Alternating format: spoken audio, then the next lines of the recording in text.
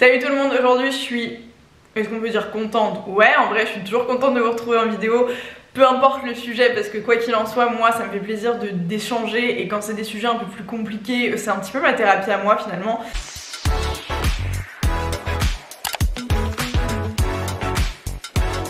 Pour vous faire un petit récap de situation, je suis maman d'un Sandro, j'allais dire d'un petit Sandro, mais mon petit bébé va y avoir 1 an et demi dans un mois déjà, et j'ai eu l'habitude de vous partager pas mal de choses en rapport avec cette nouvelle vie de maman, aussi pendant ma grossesse. Enfin, il y a une playlist dédiée sur la chaîne au sujet grossesse, puériculture, je vous invite à aller checker.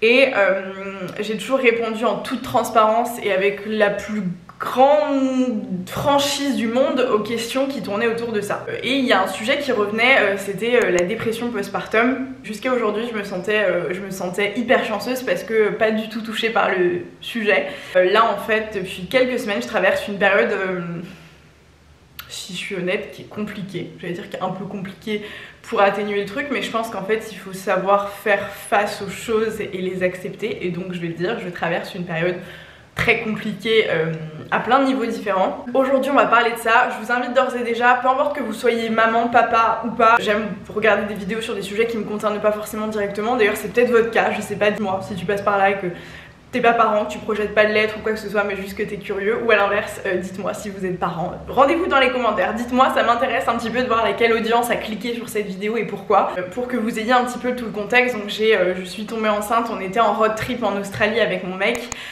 quelques semaines avant que le Covid commence. On avait prévu de passer à plus ou moins une petite année là-bas. Voilà, on travaillait là-bas, on créait du contenu, on faisait plein de trucs chouettes. À côté de ça, on a notre marque de combinaison qui s'appelle She's Wild. On avait prévu de faire une collection à Bali qui a quelques heures de vol d'Australie, donc on avait prévu de faire des allers-retours. Enfin, on avait plein de projets. Madame Covid est arrivée en même temps est arrivé ce bébé surprise, Sandro, qui s'est logé délicatement dans mon bidou.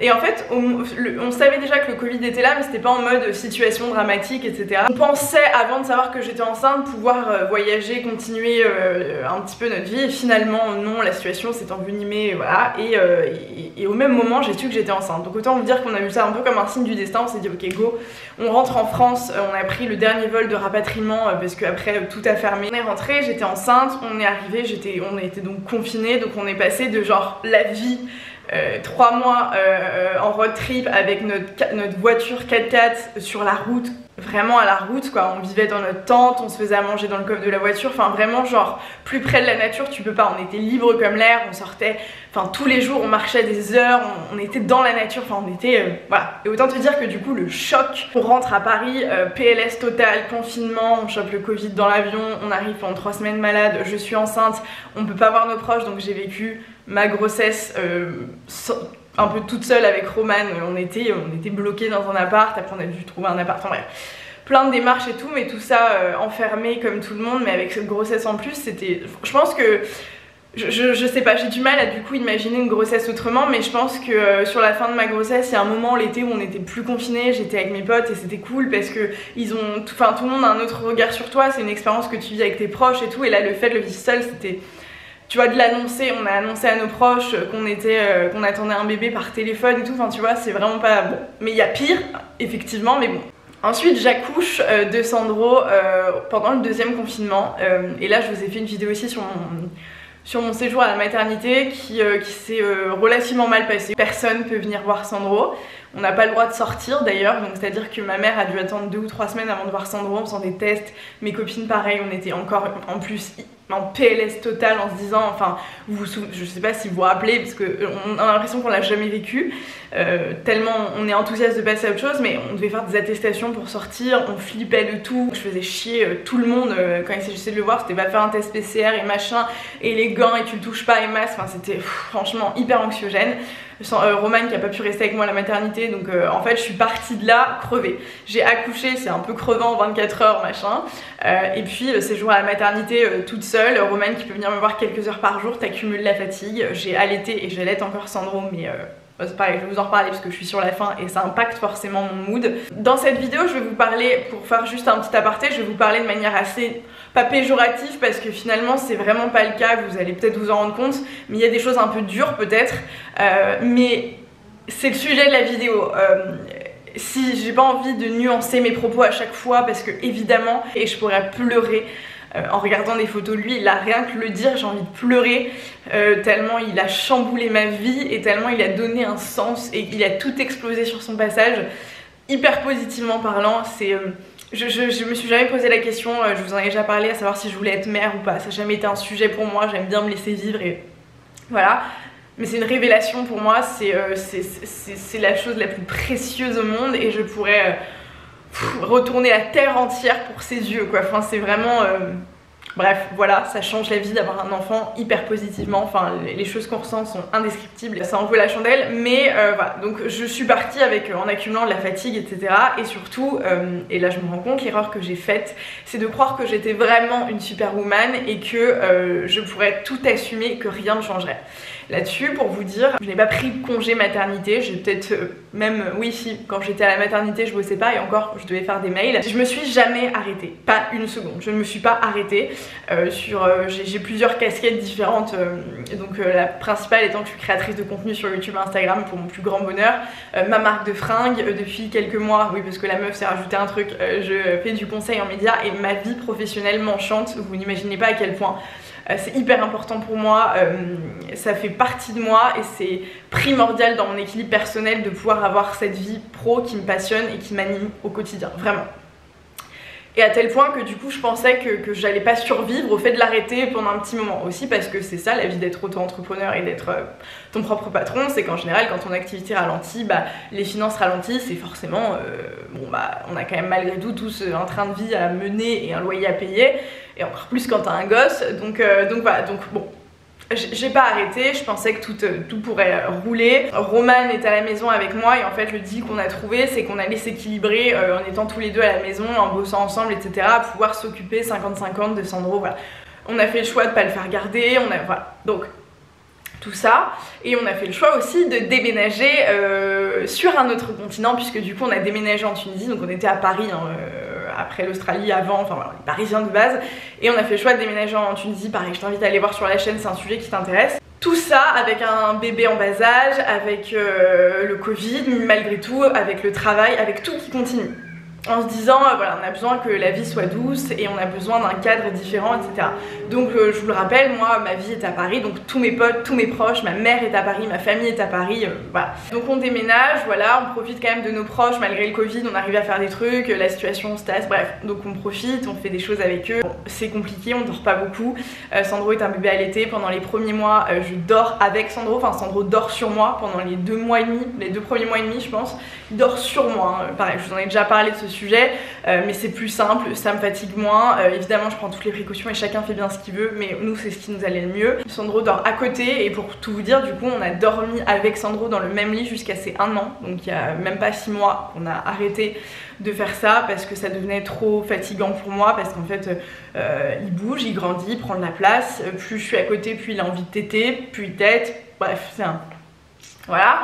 Et voilà, j'étais épuisée, je vous laisse imaginer un petit peu, donc vivre la grossesse, vivre l'accouchement, puis vivre tout ça sans t'être reposée une seule seconde finalement, sans avoir pris un jour off, un vrai jour off, seule, genre juste sans travailler, sans bébé, sans personne, juste à dormir, à se reposer et à rien faire.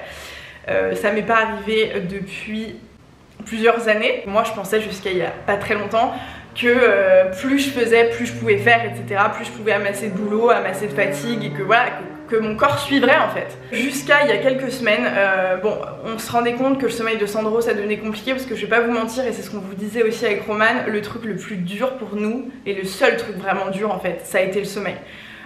C'est très compliqué de s'en occuper toute la journée et de ne pas dormir la nuit et de bosser, enfin il se réveillait tout le temps. Donc quand tu dors pas plus de 2 heures d'affilée, que tu dois assumer derrière une vie à 1000 casquettes, parce que pareil quand tu le vis pas tu sais pas, mais être mère ou père et s'en occuper c'est plus qu'un job à part entière, c'est-à-dire que vraiment je vous jure, j'ai toujours voilà, eu un peu ce truc en tête en me disant ouais bon bah quand t'es mère ou père au foyer tu te reposes quoi. Et je vous jure les gars, pour avoir eu plusieurs vies pro etc, c'est le taf le plus dur de l'histoire, c'est-à-dire que c'est du 24/24, 7 sur 7, nuit et jour, ton cerveau ne se repose jamais, même quand il dort, et j'imagine même quand il fait ses nuits, ce qui n'est pas encore tout à fait notre cas.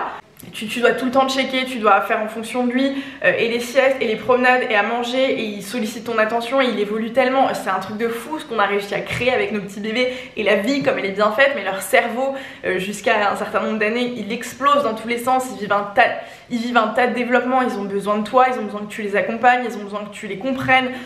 Parfois ils pleurent, parfois ils crient, parfois ils rigolent, parfois ils dorment, parfois ils veulent pas dormir, parfois ils veulent bouger, parfois non, parfois ils veulent manger, parfois pas. Je veux dire, c'est incroyable à voir, à observer tout ce que vous voulez. C'est franchement, moi qui m'intéresse à tout et qui aime apprendre, je pense que un être humain ne m'a jamais autant appris que Sandro, quoi, alors qu'il a 1 an et demi, qu'il parle pas.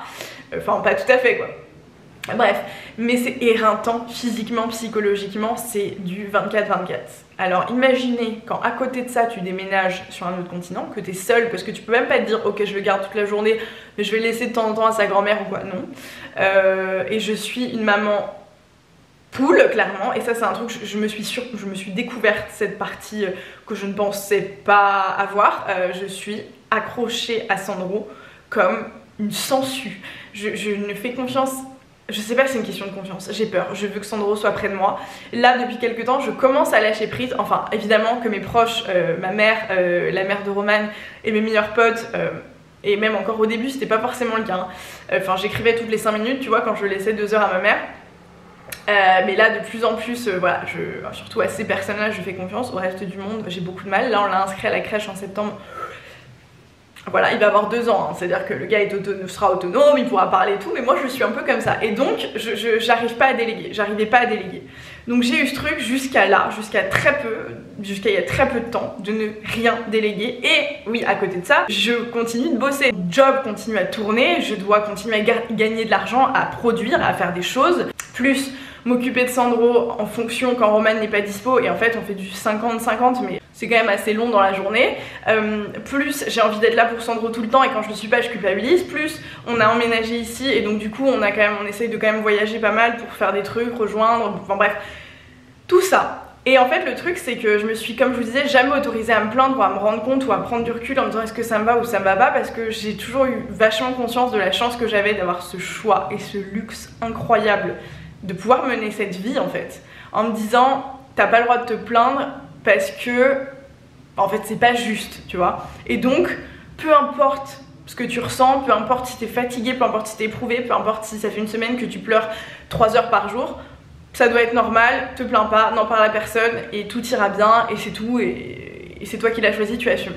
Et puis finalement il y a quelques semaines je commençais à me dire bon ben je crois que je vais commencer à arrêter l'allaitement parce que ça me fatigue, que malgré tout ça implique que du coup je sois toujours avec Sandro qui refuse le biberon, qui refuse, voilà, qui est très accroché aussi à moi pour mon plus grand bonheur.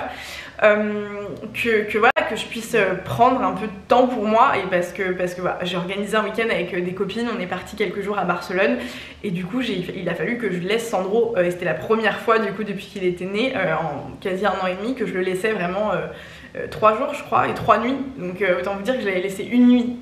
C'était déjà un miracle. Avant ça, pendant 1 mois, j'ai stressé, j'ai machin, et je commençais à me dire ok bon bah en fait je crois que c'est le moment, il faut que je commence à arrêter d'allaiter. Et en revenant, en fait je me suis dit bah en fait ça m'a fait du bien. Ça m'a fait du bien de passer ce temps.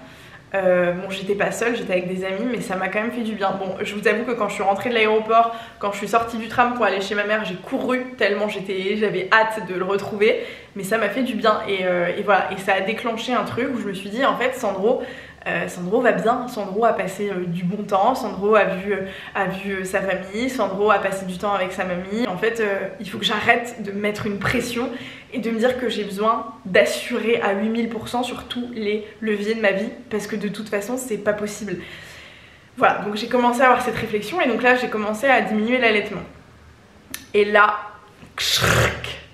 giga chute d'hormones. Le sevrage, je vous en reparlerai, j'en ferai peut-être une vidéo dédiée si jamais c'est un sujet qui vous intéresse. Mais là, giga chute d'hormones. Donc j'ai commencé il y a 3 semaines, je crois, à sevrer progressivement.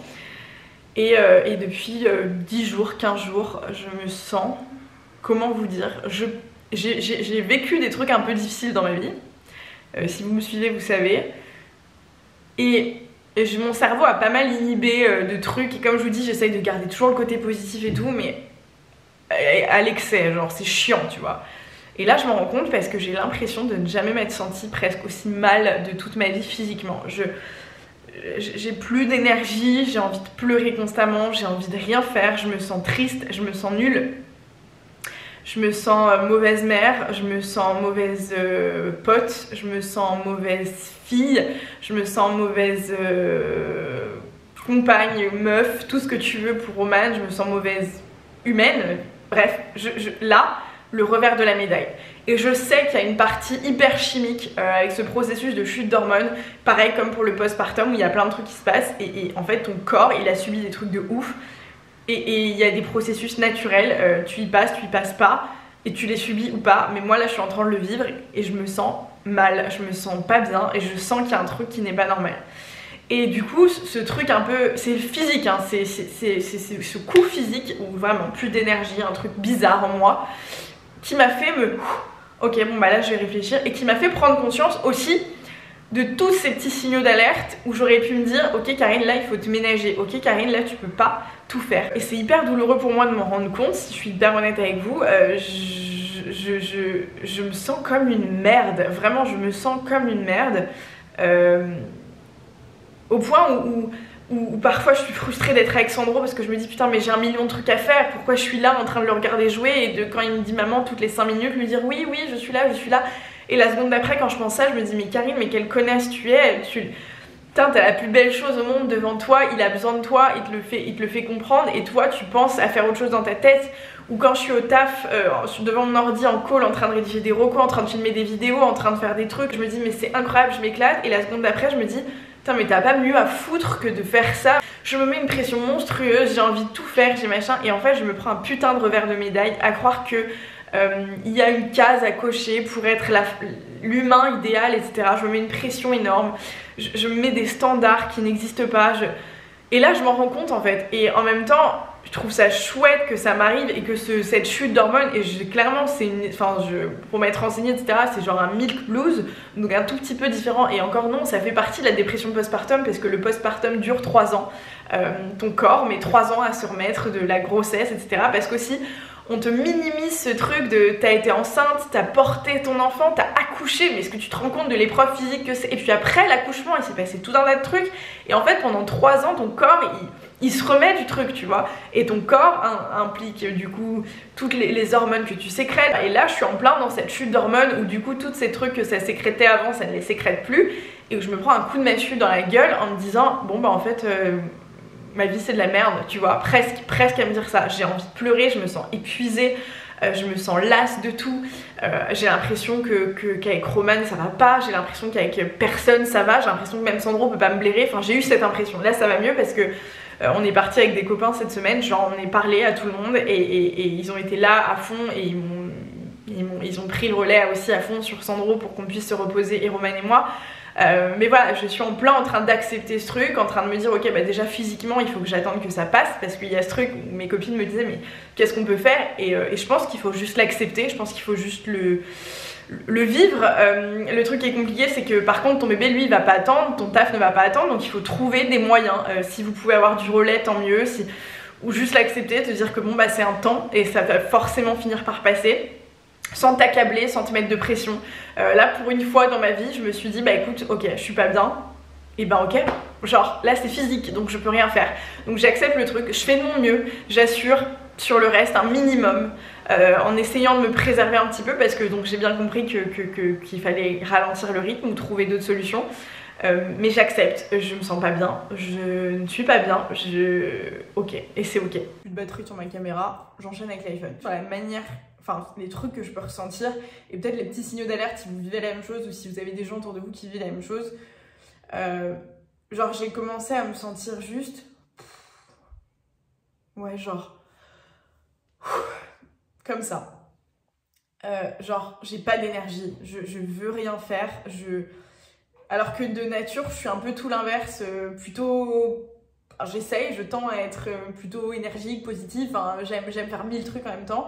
Et là, c'est plus en mode, si je pouvais ne faire qu'une seule chose, je serais au fond de mon lit et je ferais rien. Je boufferais des M&M's, tu vois. Avec Sandro, j'étais moins patiente parce que j'avais l'impression d'avoir accumulé et que mon seuil de tolérance avait explosé en fait, que j'étais trop et que je suis en fait, je vais dire que je suis trop fatiguée, que j'ai accumulé trop de fatigue sur ces dernières années, que mon corps ne peut plus et que mon cerveau ne suit plus et que nerveusement c'est plus possible.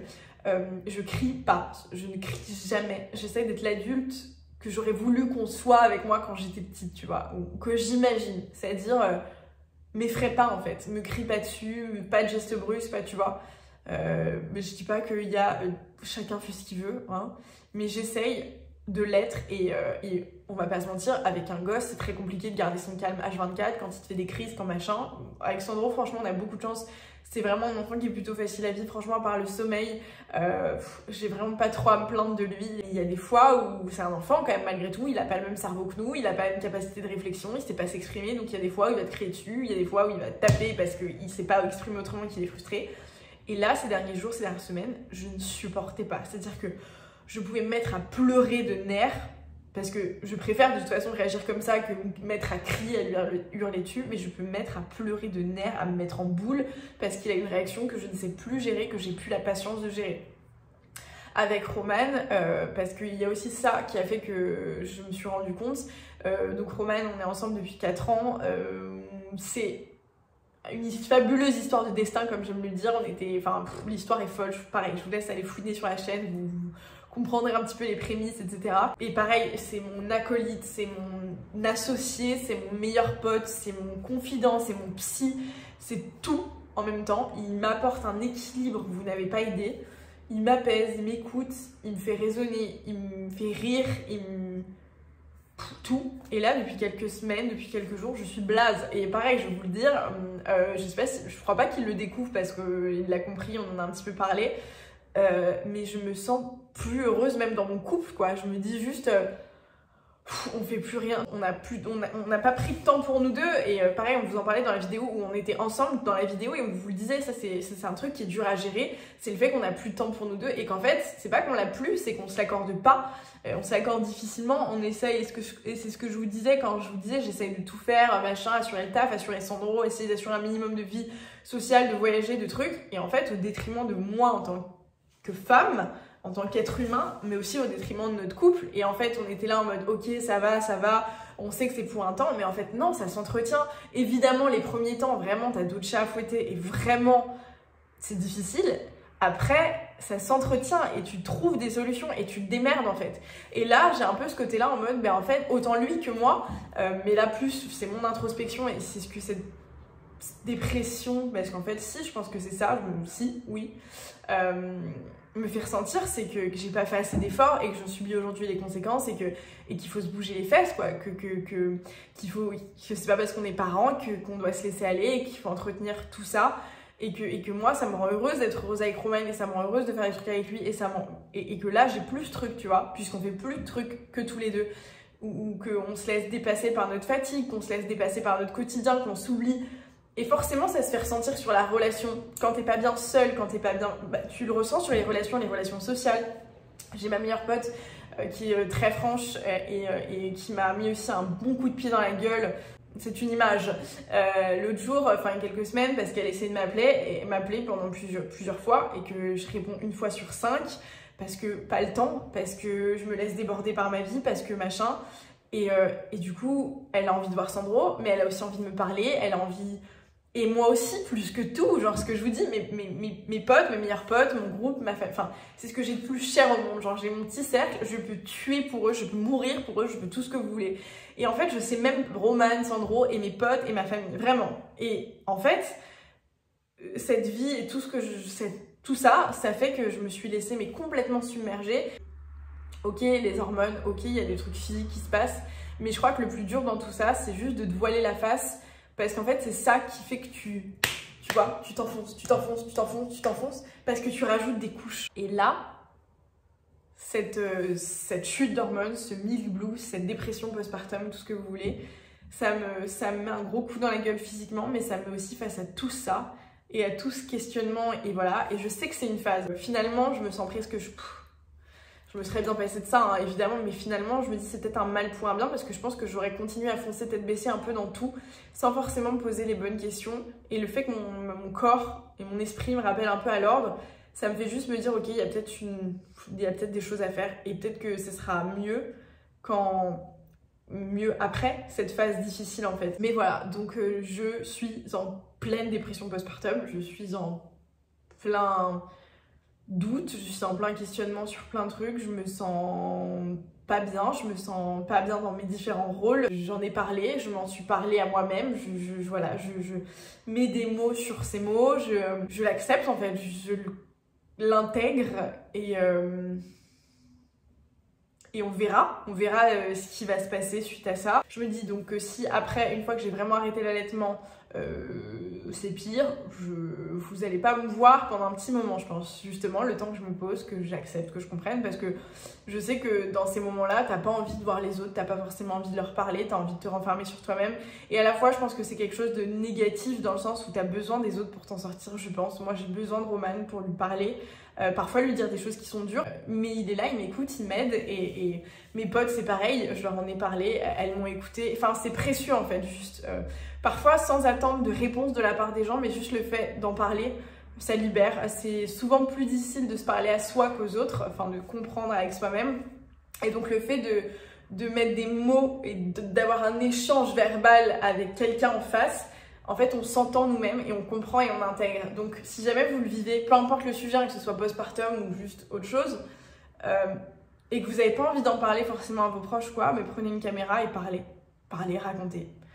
Supprimez la vidéo après si ça peut vous faire plaisir, mais juste parler. Voilà, c'est dur d'en prendre conscience, c'est dur d'en parler publiquement, mais c'est important je pense de le faire parce que c'est la vraie vie en fait les gars, et que rien n'est tout beau, rien n'est tout rose, et qu'il faut l'accepter. Donc voilà, j'espère que cette vidéo, je sais pas si je peux le dire, vous aura plu, j'en sais rien, vous aura intéressé, vous aura amené à vous questionner en tout cas.